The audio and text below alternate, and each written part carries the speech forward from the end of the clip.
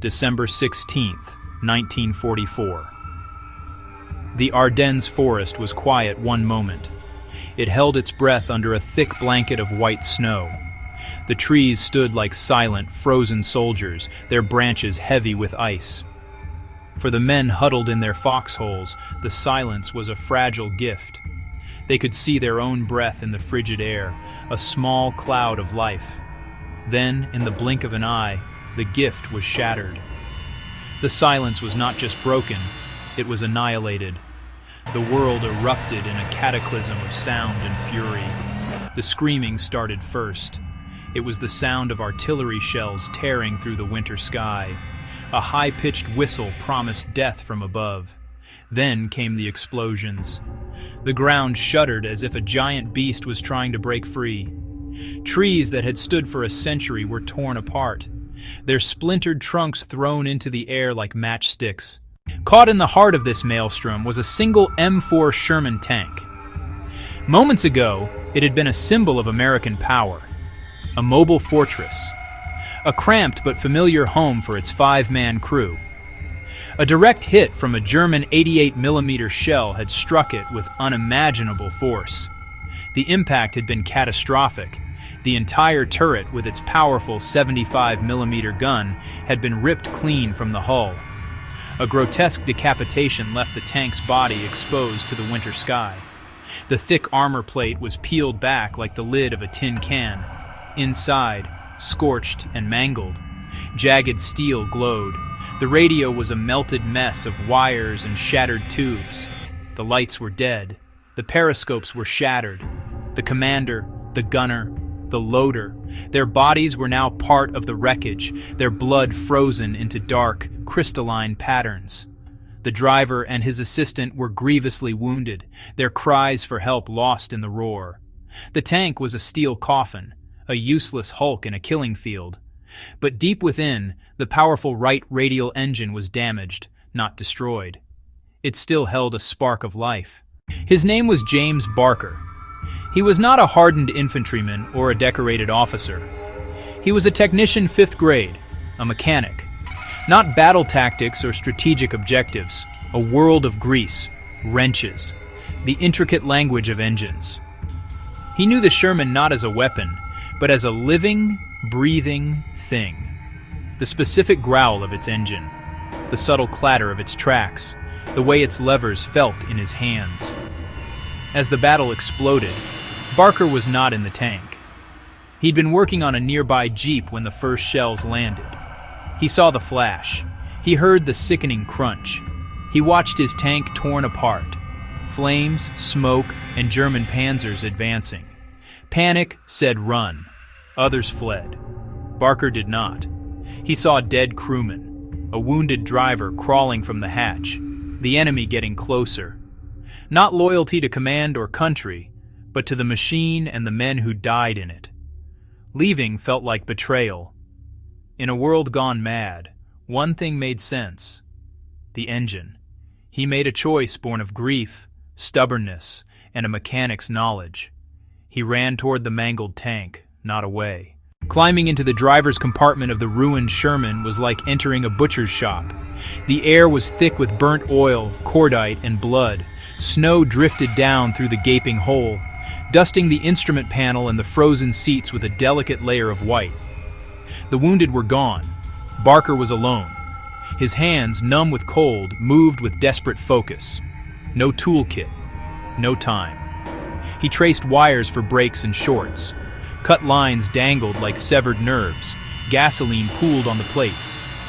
Shrapnel punctured the bulkhead. In flickering firelight, he began the impossible repair.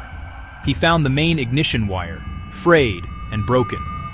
He stripped the insulation with his teeth and twisted the bare copper ends together, his breath misting in the cold. He wrapped a torn, low-pressure fuel line with a strip of cloth from a dead crewman's pack. He bypassed the main starter relay by creating a direct circuit to the battery. He slid into the driver's seat, set the fuel valve, engaged the clutch, and turned the hot-wired ignition. A weak click. His heart sank. Again, a cough, a sputter. He fed throttle, whispering to steel. Then a deafening roar. The headless tank breathed again. With the engine roaring unevenly beneath him, Barker faced his next task: driving. The Sherman was blind, deaf, and mute. Without the turret, he had no periscopes, no commander to guide him, no gun to defend himself. He put the machine into gear. The transmission groaned. The heavy tracks bit into the snow. The headless tank lurched forward, a ghost moving through a nightmare. For 40 kilometers, nearly 25 miles, he drove through the heart of the German advance. Every bend could hide an anti-tank gun. Every thicket, a Panzerfaust. He was a massive, slow-moving target. His engine announced him to anyone within earshot. He pushed forward, gripping the levers, braced for the shell that could come at any second. The tank looked alien and surreal, a low silhouette, open to the winter sky. Some German patrols stopped and stared. Was it a new Allied vehicle? A trap? The audacity disarmed them. For precious moments, their confusion was his shield. A lone, broken tank driving defiantly through their lines. It was like unbelievable. Luck, however, is a finite resource in war. He came face to face with a German Tiger I. The Tiger's long 88mm gun pointed directly at him. The Tiger was a legend, a behemoth that killed from over a mile. Confusion for the crew, an opportunity. There was no hesitation. The Tiger's gun flashed. The world exploded once more. The shell struck the Sherman's glacis with a thunderclap. The tank shuddered.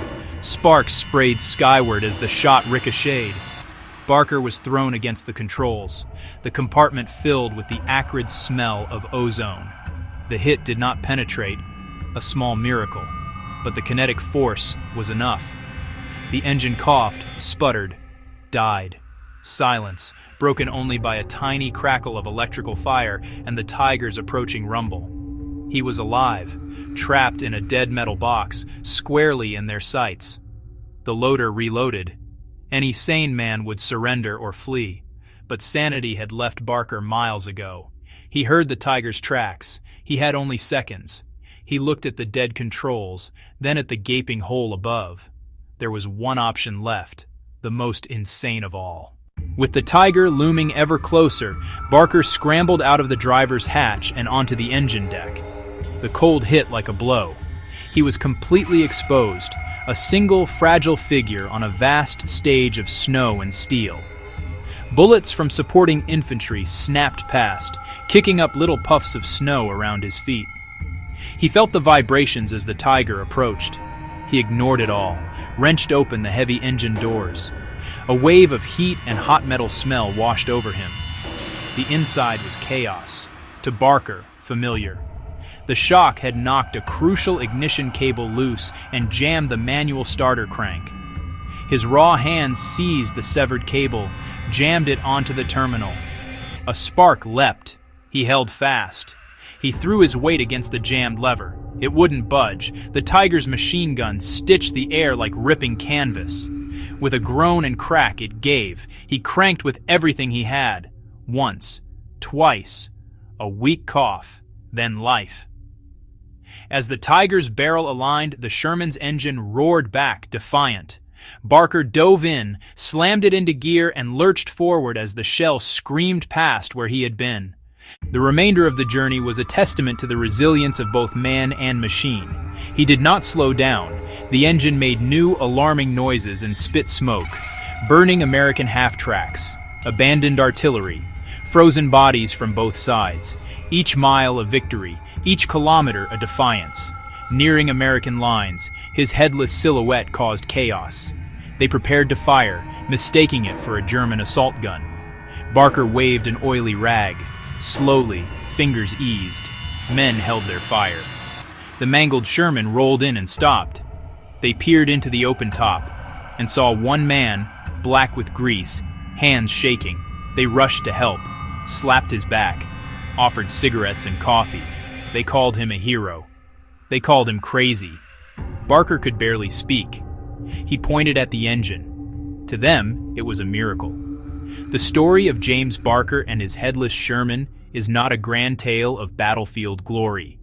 There were no flags planted, no positions overrun.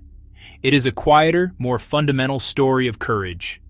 He did not fight with guns or tactics. He fought them with a wrench, with a piece of wire, and belief in a well-built engine.